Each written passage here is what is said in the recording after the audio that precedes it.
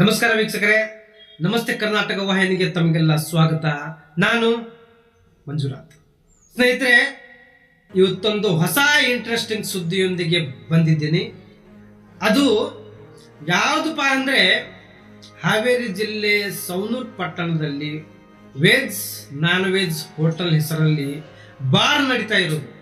ಹಳ್ಳಿ ಭಾಷೆದಾಗ ಹೇಳ್ಬೇಕಪ್ಪ ಅಂದ್ರೆ ಚಿಕನ್ ಊಟ ಸಿಗೋ ಹೋಟೆಲ್ನಾಗ ಸೇರೆ ಮಾರಕಂತ ಸವಣೂರ. ಅದು ಕೂಡ ಯಾವುದೇ ಅನುಮತಿ ಇಲ್ಲದೆ, ಅಂದ್ರೆ ಯಾವುದೇ ಬಾರ್ ಲೈಸೆನ್ಸ್ ಇಲ್ಲದೆ ಗುಟ್ಟಾಗಿ ರಾಜಾರೋಷವಾಗಿ ನಡೀತಾ ಇರೋ ಒಂದು ಹೋಟೆಲ್ ಹೆಸರೇ ಹೋಟೆಲ್ ತೃಪ್ತಿ.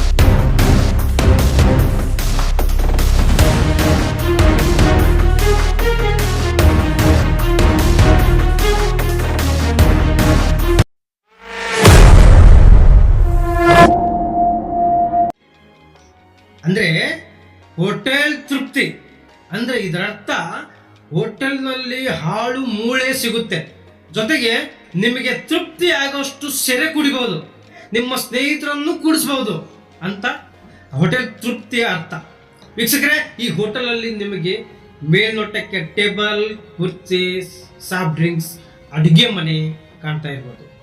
ಆದರೆ ಒಳಗಡೆ ಇರೋದೇ ಬೇರೆ.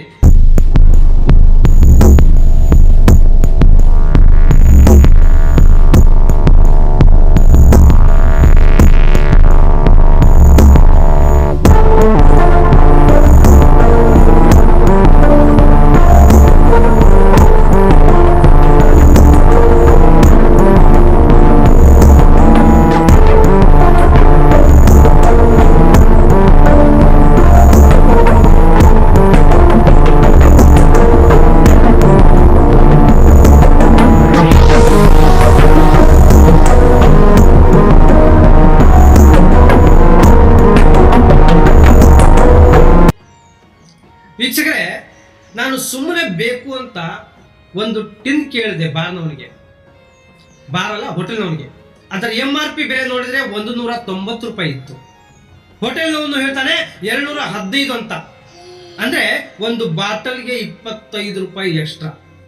ಅವನು ಎಕ್ಸ್ಟ್ರಾ ಎಷ್ಟಾದ್ರೂ ತಗೊಳ್ಳಿ, ಬೇಜಾರಲ್ಲ, ಬಿಲ್ ಕೊಡ್ಬೇಕಲ್ವಾ. ಬಿಲ್ ಕೇಳಿದ್ರೆ ಬಿಲ್ ಇಲ್ಲ ಅಂತ ಹೇಳ್ತಾನೆ. ನಾನು ತಿರ್ಗಾ ಚೌಕಾಸಿ ಮಾಡಿದೆ. ನೋಡಿ, MRP ನೋಡಿದರೆ ಇಷ್ಟು ಇದೆ, ನೀವು ನೋಡಿದ್ರೆ ಜಾಸ್ತಿ ಹೇಳ್ತಾ ಇದ್ದೀರಾ. ಯಾಕೆ?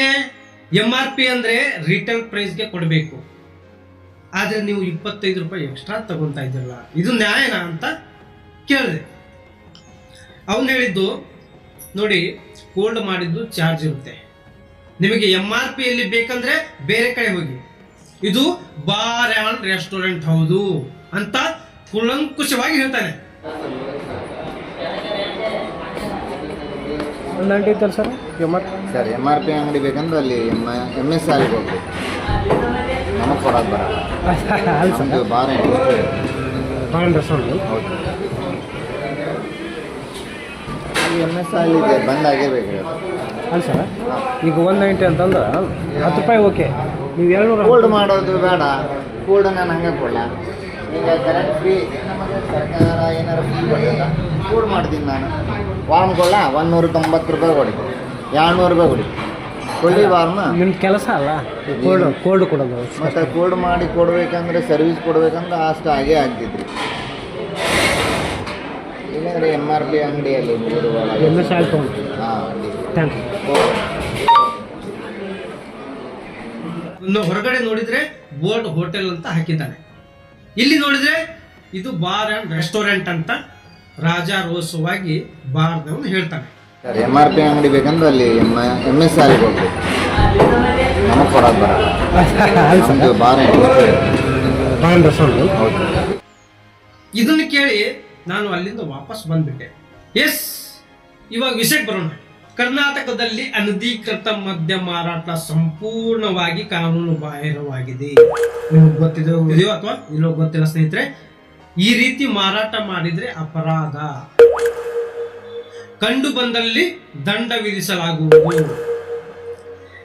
ಇವೆಲ್ಲ ಗೊತ್ತಿದ್ರು ಕೂಡ ರಾಜಾರೋಷವಾಗಿ ಮಾರಾಟ ಮಾಡ್ತಾ ಇದ್ದಾರಲ್ಲ, ಏನು ಅಬಕಾರಿ ಇಲಾಖೆಯವರಿಗೆ ಗೊತ್ತಿಲ್ಲದೇನೆ ಇರುತ್ತ ಅಂತೀರ? ನೋ ನೋ ನೋ, ಗೊತ್ತಿದ್ದೇ ಇರುತ್ತೆ. ಆದ್ರೆ ಕಾರಣಾಂತರಗಳಿಂದ ಗೊತ್ತಿಲ್ಲದೆ ಇರೋ ತರ ನಾಟಕ ಮಾಡ್ತಾರೆ. ಆ ಕಾರಣ ಏನು ಅಂತ ಈಗಾಗಲೇ ನಿಮಗೆ ಗೊತ್ತಾಗಿರ್ಬೋದು.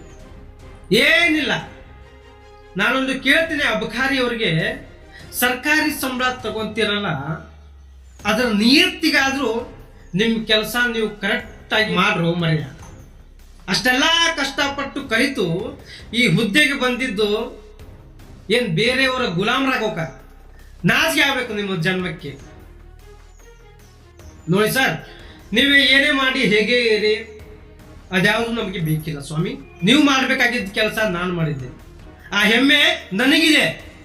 ಇವಾಗ ನಿಮ್ಮ ಕೆಲಸ ಸರಳ ಮಾಡಿಕೊಟ್ಟಿದ್ದೀನಿ.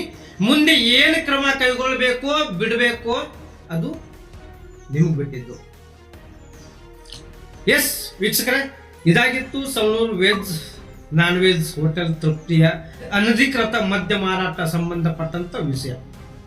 ಹಾಗಾದ್ರೆ ಮತ್ತೆ ಸಿಗೋಣ ಸವಣೂರಿನ ಬೇರೆ ಬಾರ್ ಸುದ್ದಿಯೊಂದಿಗೆ. ಅಲ್ಲಿವರೆಗೂ ವಿಡಿಯೋ ಇಷ್ಟ ಆದಲ್ಲಿ ಲೈಕ್ ಮಾಡಿ, ಸಬ್ಸ್ಕ್ರೈಬ್ ಮಾಡಿ, ಸಾಧ್ಯವಾದ್ರೆ ಈ ವಿಡಿಯೋನ ಶೇರ್ ಮಾಡಿ ಸ್ನೇಹಿತರೆ.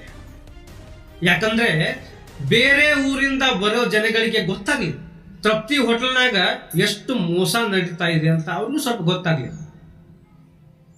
ಎಷ್ಟು ಸಿಗೋಣ ಮುಂದಿನ ವಿಡಿಯೋದಲ್ಲಿ. ನಮಸ್ಕಾರ.